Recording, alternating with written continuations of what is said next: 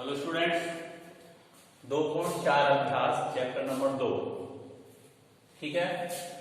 एक नियम के तहत अपन को परिमेय संख्या के दशमलव प्रसार को शांत या अशांत बताना है। ठीक है। इसमें दो तरीके होंगे हमारे।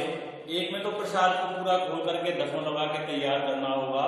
एक में केवल परिमेय संख्या P/Q के रूप में हो, Q ≠ 0, Q के अभाज्य गुणनखंड 2n गुणा 5n के रूप में हो तो परिमेय संख्या का दशमलव प्रसार शांत होता है।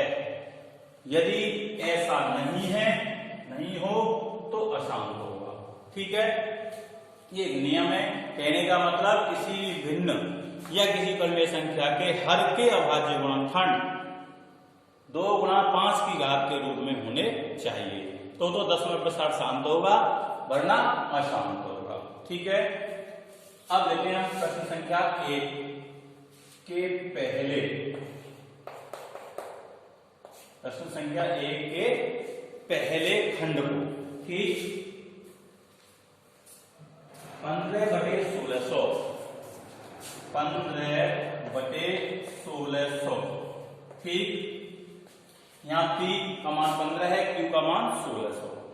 इसमें भी एक शर्त है, केवल इस रूप में लाना है। इसे दूसरे रूप में ऐसे भी कह सकते हैं कि इस हर के अभाज्य गुणनखंडों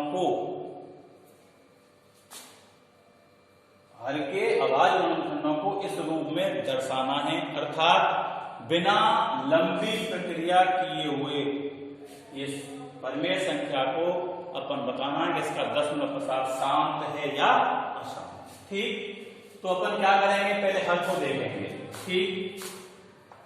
ये है 1600। ठीक है। और 16 से इसके अभाज्य गुणनखंड तैयार करते हैं। यदि आपसे पहले आ जाए आप पहले भी कर सकते हो। इसको नहीं लगे कि नहीं साहब हमको तो बाद में करने हैं, तो अपन दूसरे तरीके से कर सकते हैं। ठीक है। जैसे 4 2 के भाग से कर लो। ठीक है। 2 का भाग दिया 800 आ गया, 2 का भाग दिया 400 आ गया, 2 का भाग दिया 200 आ गया, 2 का भाग दिया 100 आ गया, फिर 2 का दिया 50 आ गया, फिर 2 का दिया 25 आ गया। अब 25 में किसका भाग जाएगा, 5 का। तो 55 25 5 एकम 5 गुणा करके चेक कर लें।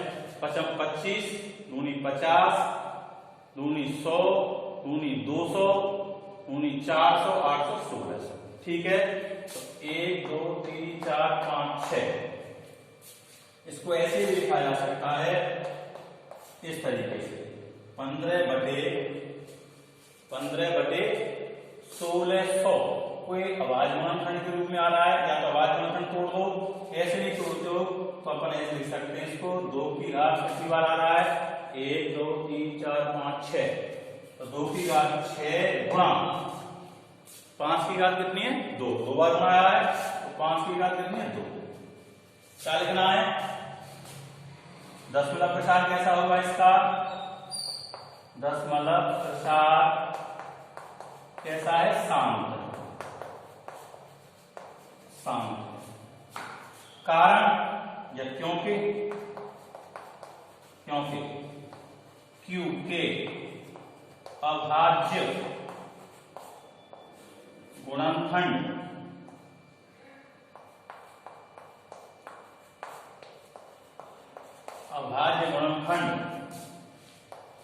किस रूप में है, 2 की घात n गुणा 5 की घात n के रूप में है। ठीक है। इसके अभाज्य गुणनखंड कर लेने अपन को इस तरीके से। इसको यहाँ डायरेक्ट लिख सकते हैं याद लगा के, या 2 की घात 6 गुणा 5 की घात 2। ठीक है। इस तरीके से साइड में आराम से अपन इसको कर सकते हैं और इस रूप को यहाँ ले आए। ठीक है। सीधे कोई बड़ी लंबी प्रक्रिया नहीं, और सीधा अपन ने इसके अभाज्य गुणनखंडों को 2 गुणा 5 की घात के रूप में ले आए। जब इस रूप में आ जाता है तो समझ लो दशमलव प्रसार शांत होगा, वरना अशांत। ठीक है। इसके बाद क्वेश्चन नंबर 6 है, छठवां खंड 17/6। तो ये इसको बिल्कुल मौखिक तोड़ सकते हैं अपन ऐसे ही, या इसको लिख सकते हैं 17/2 गुणा 3। देखिए 2 गुणा 3, इसका मतलब यहाँ 2 की घात 1 है और 3 की घात भी कितने 1।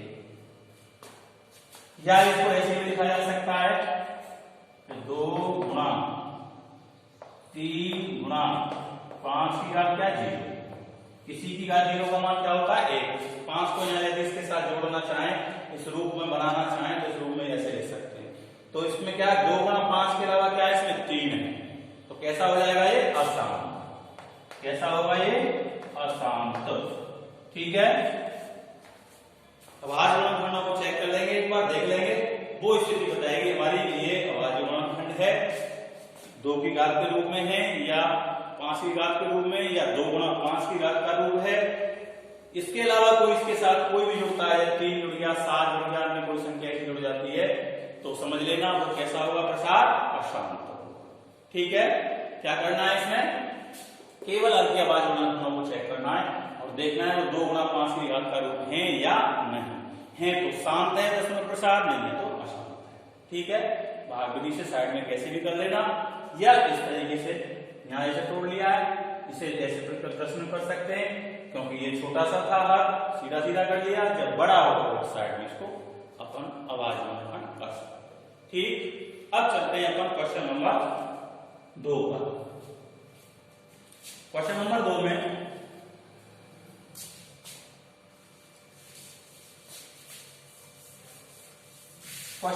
में क्या है, अब दशमलव प्रसार को अपन को क्या करना है, अब बिल्कुल दशमलव लगाना है, प्रसार करना है उसका। ये तो बिना लंबी प्रक्रिया के इस चीज को बताना, उसमें क्या है कि दशमलव लगाना है, आपको संख्या को दशमलव के रूप में व्यक्त करना है। तो पहला खंड है 13/125। क्वेश्चन नंबर 2, पहला खंड 13/125। ठीक है, अच्छा, अब वही हर हमको देखना तो वही सिस्टम है, करना तो वही से है, तो 125 को वैसे तो आप चाहो तो डायरेक्ट लिख सकते हो, कोई दिक्कत नहीं है। ठीक है, पीछे 5 आ रहा है तो 5 से कटेगा, 5 से काट दिया, 5 में 10 और बचे 2, 25, फिर 5 का ले दिया 25, फिर 5 का दिया 1, 25 125। ठीक है, इसको लिख सकते हैं 5 की घात 3। ठीक है, या ऐसे भी लिखा जा सकता है, इसको 125 को लिखा जाएगा 5 की घात 3 के रूप में, या ऐसे भी लिख सकते हैं। ठीक है, 5 की घात 3 गुणा जितनी घात आपके 5 या 2 जो हर में आई है, दोनों की घात समान होनी चाहिए। गणित का नियम कहता है भिन्न का कि जितनी संख्या का हर में गुणा करें उतनी का अंश में गुणा कर दो, अर्थात ऊपर नीचे गुणा कर दो भिन्न में, तो संख्या में कोई परिवर्तन नहीं आता। इसकी 3 घात है, 2 की 3 घात का ऊपर गुणा, 2 की 3 घात का नीचे। इसके पीछे क्या लिखेंगे, 2 की 3 घात का गुणा अंश और हर में किया, या करने पर एक ही बात। ठीक है, वैसे भी गुणा के रूप में ये कट रही संख्या, कटने के बाद 1 आ रहा है, किसी संख्या में 1 का गुणा करें तो कोई परिवर्तन नहीं होता। क्या स्थिति आ गई, 13 गुणा 2 की घात 3 का मतलब है 2 गुणा 2 गुणा 2, 3 बार गुणा हो गया।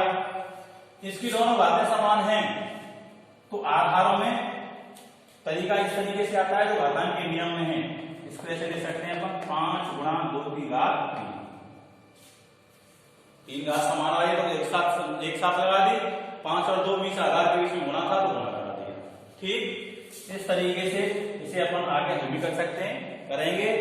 और क्या करना है ये चेक करते हैं।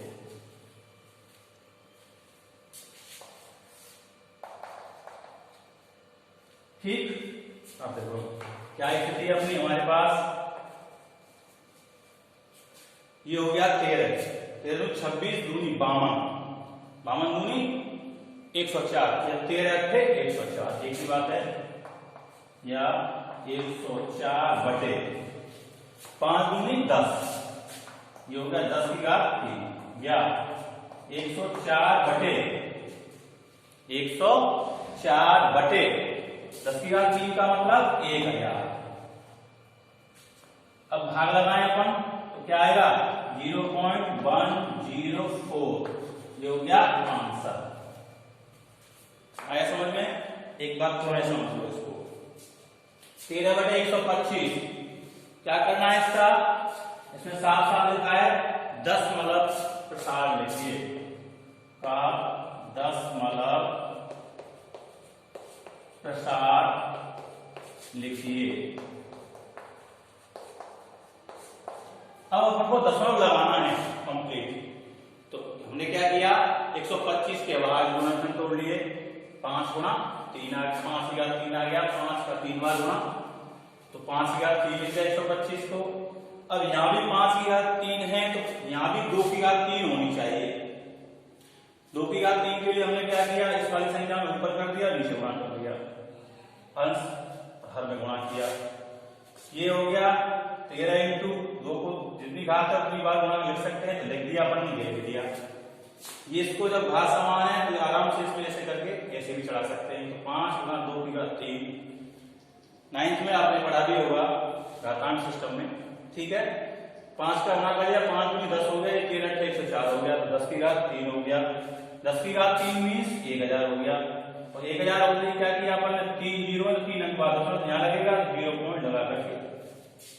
सबसे बड़ी एक बात आती है, कई बार बच्चे इस बात को पूछते हैं कि सर यहाँ पर दशमलव लगाते समय ये 0 क्यों आती है आगे वाली, ठीक है। अब उसका निराकरण कभी अपन क्लास में बैठेंगे तब करेंगे, लेकिन फिलहाल केवल हिंट दे रहा हूं मैं आपको, क्योंकि 104 छोटी संख्या है जबकि 1000 बड़ी संख्या है। 1000 का जब भाग देंगे 104 में तो एक बार नहीं जा रहा, इसका मतलब कितनी बार जाएगा 0 बार, तो 0 बार दिया। पहले भाग लगा के चेक करते हैं, चाहे वो एक बार जाता है या इससे कम जाता है, तो 0 बार गया, जिसे आप भाग टूटी 0 कहते हो, ठीक। तो ये भाग टूटी 0 है आपके माध्यम से, जबकि कभी भाग टूटता नहीं है, ठीक है। तो 0 बार भाग दिया, 3 बार कभी ज्यादा जा रहा होता है 2 बार करते हैं, कम करके 2 बार जा रहा होता है तो 1 बार करते हैं, एक ही बार नहीं जाता तो 0 बार करते हैं, ठीक है। इस तरीके से इस भाग को कभी बाद में अपन क्लास में स्पष्ट करेंगे, ठीक है। इस तरीके से ये आ गया 0.104, ठीक है। इस तरीके से इसके दूसरे प्रश्न के सारे खंड कर लेने हैं आपको, पहले वाले के प्रश्न के तरीके से पहले वाले के खंड कर लेने, ठीक है। और अगले जब उस पर जब अपन लेंगे क्लास, तब अपन 6वें चैप्टर को पढ़ाएंगे, जिसमें आपके कोणों का मान है और वो त्रिकोणमिति का भाग है, ठीक है। ऐसे करते हुए अपन आगे बढ़ेंगे।